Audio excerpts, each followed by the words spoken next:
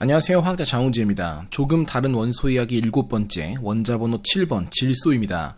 안정한 보존용 기체부터 폭발물까지, 그리고 그 이후에 새로운 최근 사용법까지 소개합니다. 질소라는 명칭은 무슨 의미일까요?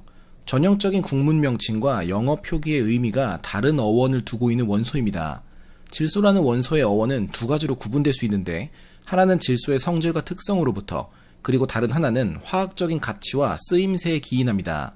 한국, 중국, 일본 등에서 사용하는 질소라는 표기는 막힐 질에 근본 소를 사용하고 있습니다. 숨 쉴 수 없다는 질식과 같은 의미로 호흡에 사용할 수 없다는 의미입니다. 유사한 표현은 독일어 명칭인 슈틱스토프에서 드러납니다. 질식시킨다는 스틱과 물질이라는 스토프가 합쳐졌습니다. 하지만 우리가 사용하는 영어 표기인 나이트로젠은 무언가를 만드는 근본이라는 의미에 무게를 두고 있습니다. 찾아보시면 아주 많은 기록들에서 천연소다를 의미하는 그리스어 니트론과 만든다는 제네스가 합쳐진 것이라 소개하지만 시대적 상황을 고려하지 않은 잘못된 정보입니다. 1400년경에는 탄산소듐인 천연소다를 니트론이라 표현해왔습니다. 이집트의 나트론에 근본을 두고 있죠.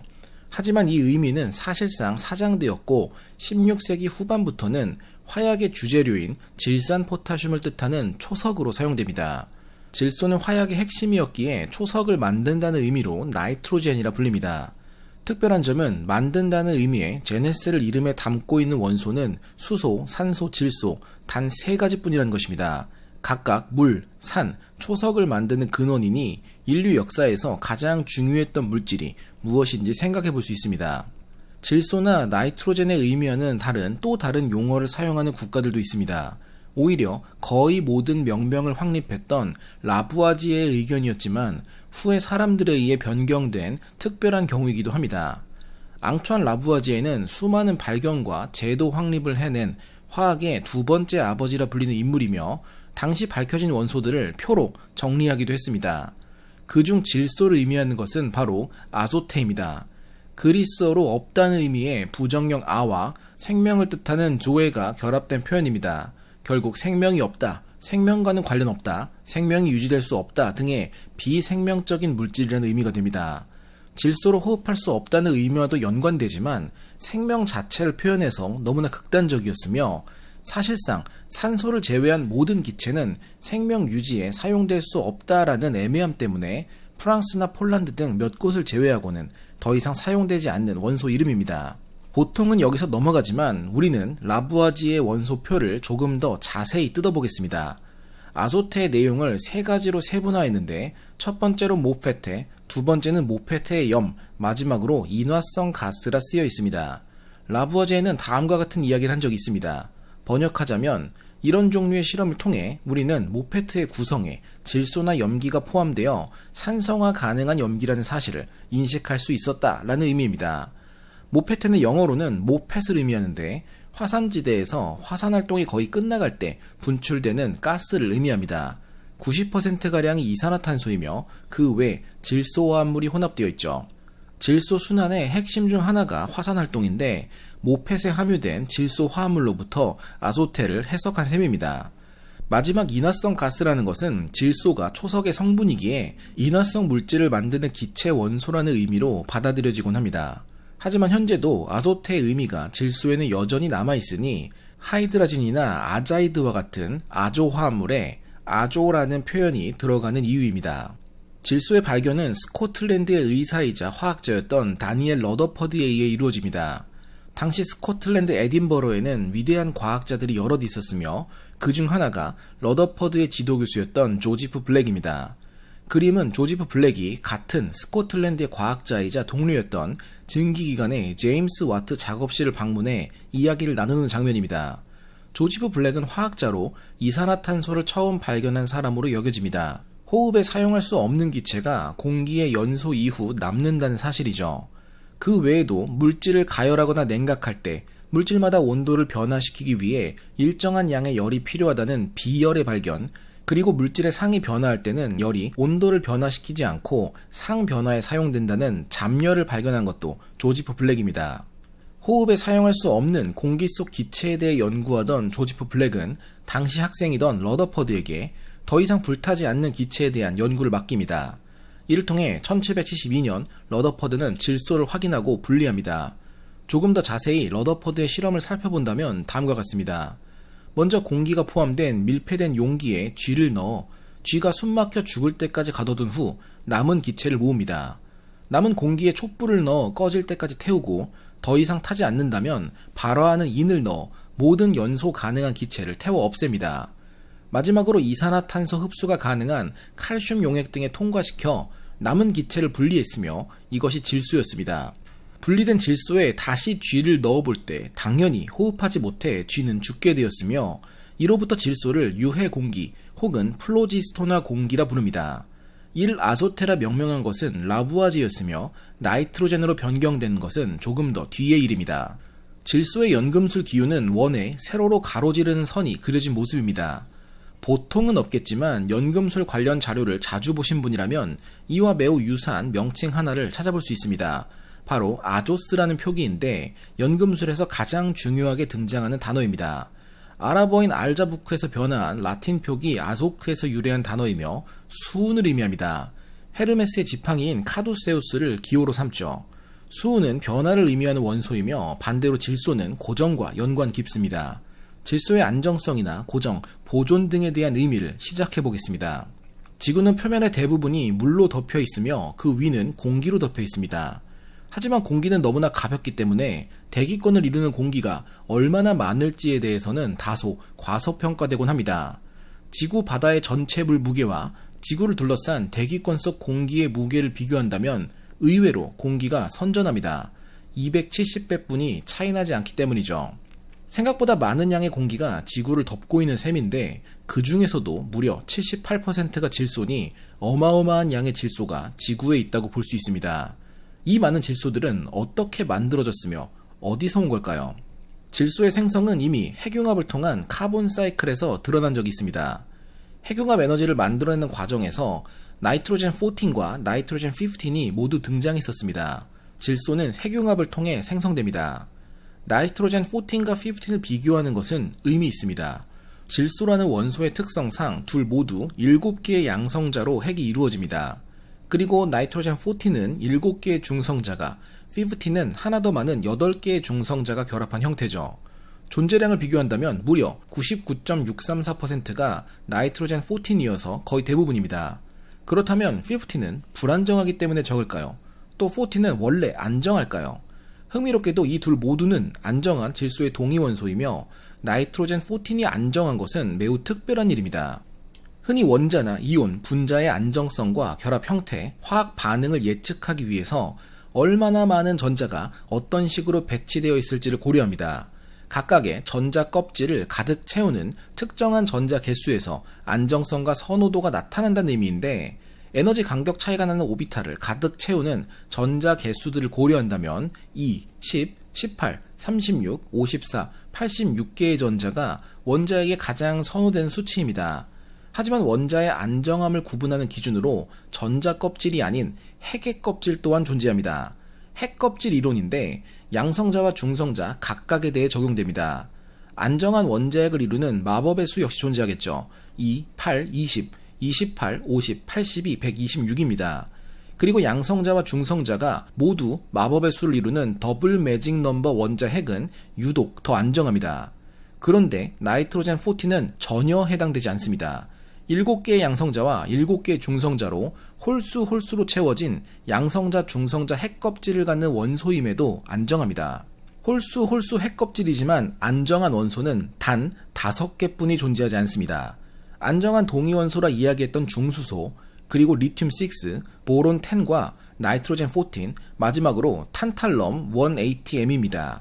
예외적으로 안정하면서도 거의 모든 존재량을 차지하고 있는 것이 나이트로젠 14입니다.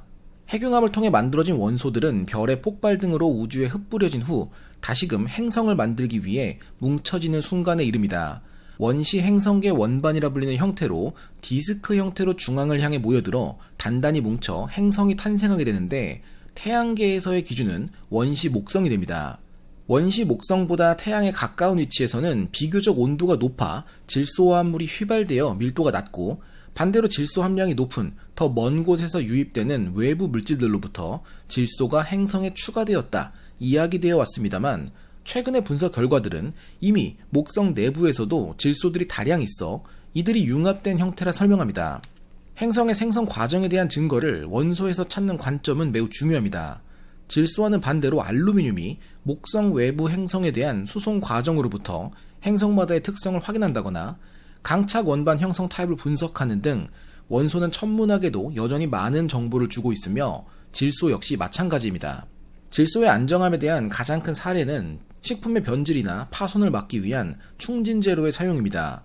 오히려 너무 많이 보호해줘서 가끔은 당혹스러울 때도 있죠. 이번 2023년 노벨 화학상의 주인공이었던 양자점의 합성에서도 질소 기체는 반응성 없이 안정한 기체로 사용됩니다. 물질이 산화되거나 의도치 않은 반응을 주위 기체와 일으키는 것을 막기 위해 일종의 질소 공기 담요로 덮어 원하는 화학 반응만을 일으키는 것입니다. 이처럼 웬만한 온도로 가열하는 등에서는 질소의 화학 반응을 이끌어낼 수 없습니다. 하지만 매우 강력한 에너지는 특이한 현상들을 만들어냅니다. 대표적으로 오로라가 있습니다. 고에너지 태양풍은 지구 대기에 질소 분자, 심지어 단독으로 떨어져 대기권 상층에 떠다니는 질소 원자와 작용해 화려한 색상을 만들게 됩니다. 하지만 역시나 질소 기체는 안정합니다. 이는 분자 구조에서도 확인할 수 있듯이 질소 기체는 두 개의 질소 원자가 무려 3중결합으로 연결되어 있기 때문입니다. 무언가 변화나 반응을 일으키려면 세 개의 결합을 끊어내야만 할 텐데 서로를 묶어둔 사슬이 많을수록 끊기 어렵다는 기본적인 세상의 원리는 분자에도 동일하게 적용됩니다. 분자 해리 에너지를 도표로 살펴본다면 질소 3중결합은 다른 결합들에 비해 압도적으로 높은 수치를 갖는 것을 볼 수 있습니다. 3중결합 자체가 정말 강한 결합이라는 것도 확인 가능하죠. 이 때문에 우리는 질소는 유기화합물을 이룰 때는 단일, 이중, 3중결합이 모두 가능하지만 질소끼리의 연결은 질소 기체를 형성하기 위한 3중결합만이 대표적이라 생각합니다. 사실일까요? 사실이면 이야기를 꺼내지도 않았겠죠. 같은 종류의 분자들 간의 상호작용을 파악하기에는 역시나 물질의 상을 기준으로 살펴보는 것이 좋습니다. 일상적인 기체의 형태보다도 인상 깊고 가장 유명하며 친숙하기까지 한 액체 질소에서 시작하겠습니다. 질소의 끓는 점은 표준 상태에서 마이너스 195.8도이기 때문에 이보다 낮은 온도에서 공기 속 질소는 액화되어 분리가 가능합니다. 액체 질소의 온도라 봐도 무방합니다. 대표적인 극저온 물질이며 수분이 있는 물체는 순식간에 동결되어 바스라질 수 있습니다. 꽃이나 과일, 음료 등 무엇이든 액체 질소로 순식간에 동결시킬 수 있습니다. 하지만 매우 짧은 시간 손을 담갔다 빼는 정도는 괜찮습니다. 액체 질소에 비해 상대적으로 매우 뜨거운 체온으로 인해 급격한 기화가 발생하며 라이덴 프로스트 현상이 생겨나 아주 짧은 시간 정도는 보호되기 때문입니다. 물론 오래 넣으면 손에 치명적인 피해가 발생하니 하진 마세요. 그 외 유명한 것은 액체 질소의 극저온, 음식에 손상을 주지 않는다는 매우 낮은 반응성, 기화되어 사라지면 깨끗이 제거가 가능하다는 휘발성으로부터 요리에 적용하는 분자 요리가 유명합니다. 극저온이 필요한 장비들의 사용과 초전도 연구는 물론이죠. 물질의 상은 대표적으로 기체, 액체, 고체로 구분됩니다. 상이 변화하는 것은 물질을 구성하는 분자들 간의 상호작용 세기와 이루는 형태에 의해 결정됩니다. 질소 역시 상 변화가 가능함을 조금 전 살펴봤습니다. 공기 속 질소 분자들은 기체 형태이며 냉각을 통해 만들 수 있던 액체 질소는 이름에서부터 보이듯 액체입니다. 고체 질소는 어떨까요? 가장 대표적인 고체 질소는 지금은 134340이라는 이름으로 불리는 명왕성에 흔합니다. 스푸트니크 평원을 덮고 있는 물질들이 고체 질소라는 사실이 확인되었기 때문입니다. 진공 조건에서 냉각을 통해 액체 질소가 고체로 상변화하는 것을 확인하는 것도 가능합니다. 우리가 알고 있는 물과 얼음의 관계와 크게 다르지 않죠. 하지만 고체 질소도 조건에 따라 결정 구조나 상이 급변하게 됩니다. 최근 몇 가지 결과들을 보면 질소 분자들이 보편적인 형태로 결정 구조를 이루는 것 외에도 다른 극단적인 변화와 현상을 만들어낼 수 있습니다. 바로 저압 준안정 단일결합 고체 질소상이라 불리는 형태입니다.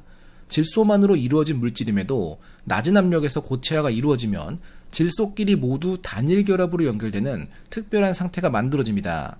이 상태는 불안정성이 높은 편이어서 다시금 질소 분자로 깨어지며 에너지를 방출할 수 있습니다. 에너지 저장이 가능한 새로운 형태 중 하나로 기대되고 있기도 합니다. 반대로 압력이 높은 조건에서 질소가 고체가 되면 어떤 일이 생겨날까요? 고압 고분자 질소상이 형성됩니다. 질소 원자들이 연결되는데 일정한 결정성을 갖는 형태로 매우 반복적인 구조를 형성해 일종의 고분자체가 만들어집니다. 지그재그 모양이 반복되는 평면 구조가 생겨나는데 이와 매우 유사한 구조가 있습니다. 바로 인의 동소체 중 하나인 흑린 구조가 동일합니다. 주기율표를 다시 한번 본다면 질소의 바로 아래 인이 위치합니다. 우리는 질소와 인이 너무나 다른 성격으로 전자 배치나 분자 형태를 제외하고는 완전히 구분되는 물질인 것처럼 생각해왔지만 고체화가 가능한 조건에서 질소는 인과 유사한 방식을 이룰 수 있다는 사실입니다. 그 아래 비소나 안티모니처럼 다른 여러 물질들도 이와 같은 평면상을 이룰 수 있습니다. 그래핀이 전부인 것처럼 언급되어 왔지만 사실 정말 다양한 평면 소재가 있습니다. 질소의 가장 큰 활용은 비료입니다. 하지만 공기 속 질소는 너무나 안정해 흡수나 활용이 불가능하기 때문에 화합물 형태의 생성이 우선되어야 합니다. 지구의 자연적 환경을 고려했을 때 극단적인 고에너지 자연 환경이 발생하는 곳에서 질소는 화합물이 됩니다. 대표적으로 고전적인 비료 형성 자연 현상인 번개, 그리고 아조트의 핵심이던 모펫이 이야기 되던 화산활동입니다. 그 외 식물의 뿌리옥 박테리아 이야기처럼 질소 고정에 대한 중요성이 자주 언급되지만 질소 고정은 한 갈래일 뿐 질소 순환의 단계를 표현하는 용어는 매우 다양합니다. 먼저 질소 고정은 흙 속 박테리아 등에 의해 질소 기체가 질산염이나 암모늄 형태로 변환되는 것을 의미합니다. 이렇게 만들어진 암모늄은 질화 과정에 의해 질산염 형태로 변화합니다. 물에 매우 잘 용해되며 흡수하기 편한 질산염이 유용하기 때문이며 우리가 흙에서 질산염을 분리해 폭발물을 만들 수도 있다는 뜻입니다. 동화는 식물 뿌리에서 질산염과 암모늄을 흡수해 생분자로 적용하는 과정입니다. 그리고 동식물을 통해 활용된 질소 화합물들은 배설물이나 사체를 통해 암모니아화를 거쳐 암모늄으로 변환됩니다. 순환의 마지막 단계는 특정한 세균들에 의해 질산염이 다시금 질소 기체로 변화해 공기 속으로 배출되는 탈질화입니다. 자연적으로 질소 순환의 시작은 극단적인 자연 현상에 의존할 수밖에 없었습니다. 하지만 이를 인간이 자유롭게 할 수 있도록 만든 것은 하버 보슈법의 개발이었죠. 모든 순환의 시작을 임의로 만들어낼 수 있게 되었으니 단순히 암모니아 합성 이상의 의미를 갖는 것입니다. 질소하면 가장 흥미로운 것은 역시나 폭발물입니다. 안정한 질소 기체와는 달리 분자에 결합할수록 전자 상태를 복잡하게 만드는 질산작용기의 역할입니다. 이들이 에너지를 방출하며 질소 기체로 되돌아가는 과정이 우리에게는 폭발이 되는 셈이죠. TNT라 불리는 트라이나이트로톨루에는 3개의 질산작용기가 도입된 형태입니다. 이론적으로 폭발물 제조는 간단합니다. 최대한 많은 질산작용기를 넣으면 무조건 폭발물이 되기 때문이죠. 물론 안정성 또한 낮아지니 취급이 어려워지는 것도 당연합니다. 그런데 질산보다도 더 불안정해 보이도록 질소만 잔뜩 넣어 질소끼리만 연결된 단독 분자를 만든다면 어떨까요? 대표적으로 10개의 질소와 2개의 탄소, 2개의 수소로 이루어진 오각형 고리 연결체인 1,1' 아조비스 테트라졸이 있습니다. 이 물질은 만들고 정제하는 과정에서도 이미 뷰흐너 깔때기나 플라스크, 유리 DC 등을 산산조각냅니다. 그냥 폭발해서요. 하지만 여기서 멈출 수 없죠. 아지도 아자이드라는 14개의 질소와 2개의 탄소만으로 이루어진 단 하나의 수소도 포함되지 않은 더 극단적인 물질도 있습니다. 이 물질의 특징은 건드려도 움직여도 용액에 넣어도 빛이 닿아도 진동이 가해져도 심지어 유리 DC 위에 그냥 가만히 놔둬도 터집니다. 가장 유명한 질소 화합물인 암모니아는 비록 냄새는 좀 나고 염기성을 띠지만 폭발물로 걱정하진 않습니다. 그런데 구조를 조금만 바꿔 수소 대신 염소를 넣은 나이트로젠 트라이클로라이드는 이야기가 달라집니다. 화학과에서는 단순히 루이스 구조나 옥텟 규칙 공부할 때 흔히 등장하는 분자지만 역사적으로 큰 역할을 한 불안정한 물질입니다.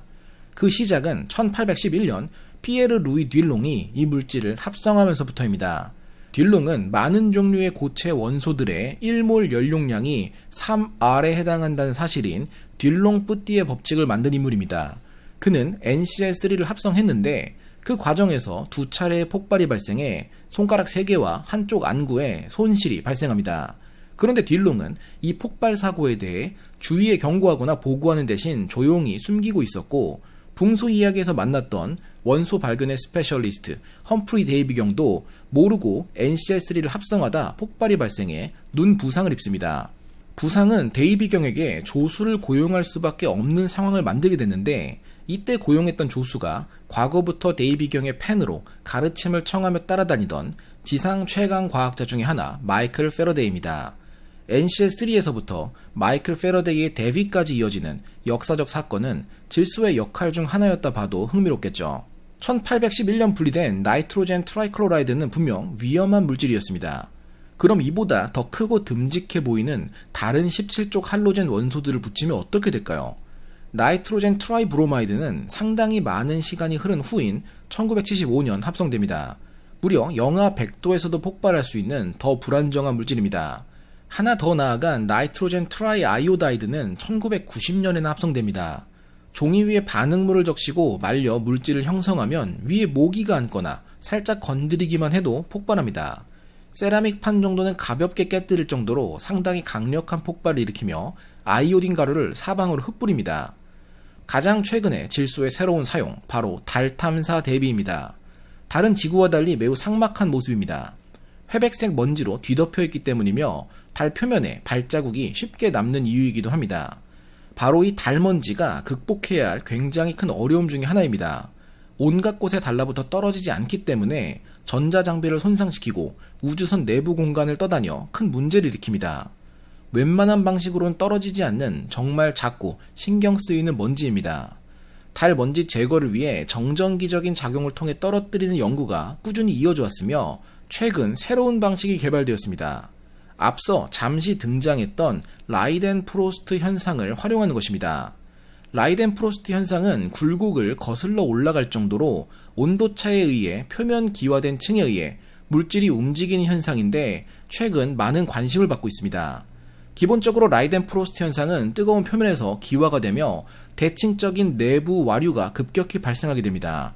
잠시 후 대칭 와류가 깨지는 순간부터 무작위 방향을 통해 방울이 이동하며 휩쓰는 모습이며, 최근에는 액체 질소 위에 물방울을 올리는 등에서 관찰되는 인버스 라이덴프로스트까지 등장했습니다. 연구진은 액체 질소를 스프레이로 분사해 라이덴프로스트 현상을 통해 먼지를 제거하는 새로운 기술을 최근 발표했습니다. 저항 없이 섬유 표면을 휩쓸며 먼지들을 쓸어낼 수 있어 실제 우주복 섬유 재질을 대상으로 한 테스트에서 매우 뛰어난 효율을 보여 미래 달 탐사 등에서 액체 질소를 사용하는 방식이 새롭게 등장한 것이죠. 과자 봉지에 들어있는 것만이 질소의 의미가 아닌 것입니다. 결론입니다. 질소의 어원은 호흡할 수 없는 기체, 그리고 초석을 만드는 원소라는 의미이며 우리는 이 둘을 함께 사용 중입니다.